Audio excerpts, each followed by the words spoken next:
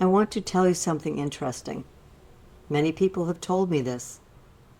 For most of my Christian life, I thought anxiety meant I was failing God. If I was anxious, I must not be trusting enough, not praying enough, not faithful enough. People have said, I heard sermons that told me to just have more faith or pray until the peace comes. And then they told me how hard they tried. They memorized verses, they prayed harder. Some even tried fasting. But the results seemed to always disappoint. Anxiety not only didn't leave, but it also often got worse.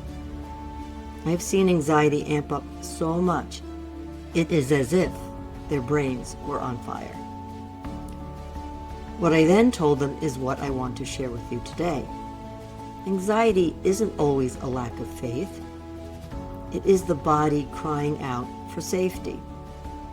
In many churches, anxiety gets framed as a spiritual weakness, a failure to cast your cares or trust in the Lord with all your heart. And yes, Scripture encourages us not to be ruled by fear. Faith and trust are central to the Christian life. But here's what the church often leaves out. Anxiety isn't just a spiritual issue. It is also a biological and psychological response. Your mind and agitated body are informing you. They are your personal smoke alarm alerting you to danger. Most of us are familiar with the varying sensitivities of smoke alarms. Some seem to go off when there is steam rising from a boiling pot of water on the stove. Others seem to be unaffected until the whole house is filled with smoke. When you've experienced trauma, chronic stress, or early emotional neglect, your body learns to live in a state of alert. That's not a character flaw. That's survival wiring. You may wonder why there are so many differences in the way people either respond or react to danger. The answer is this: your smoke alarm has been calibrated by your life experiences. The part of your brain that God designed for your survival is called the amygdala. It learns and adjusts its sensitivity according to the experiences you have in this fallen world. You may have heard of the amygdala, but did you know what the research shows? It shows that the amygdala is a master detector for uncertainty. This small almond-shaped structure deep inside your brain takes its job very seriously. Detection of danger and alerting your body is its mission, whether you are aware of the perceived danger or not. The amygdala is the rapid-fire first responder of your brain. In some cases, it has become so vigilant, it has become more of a first reactor than responder. When you hear a loud noise, feel rejected, face uncertainty, or even imagine something going wrong, your amygdala activates. It sends signals to your body to prepare for fight, flight, or freeze. This is why your heart races, why your stomach drops, why your mind spirals. It's not a lack of faith. It's your brain trying to protect you. Now here's an interesting twist. Faith by its very nature involves uncertainty. We're called to trust in what we cannot see, to step out in faith, to wait in the wilderness, to surrender control. And while this is beautiful and holy, it also activates the same brain system that's triggered by danger. So if you ever asked yourself, am I really saved? What if I don't have enough faith?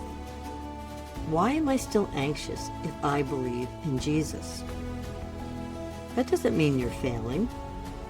It means you're human, and your nervous system is doing what it has learned to do. When we feel anxiety and tell ourselves, I shouldn't feel this, we double the uncertainty burden. We inadvertently tell ourselves, I do not know the answer, or that this danger is bigger than me. What then happens is this. First, you feel the stress alert. Then, if you judge yourself for feeling anxious, you increase the experience of doom.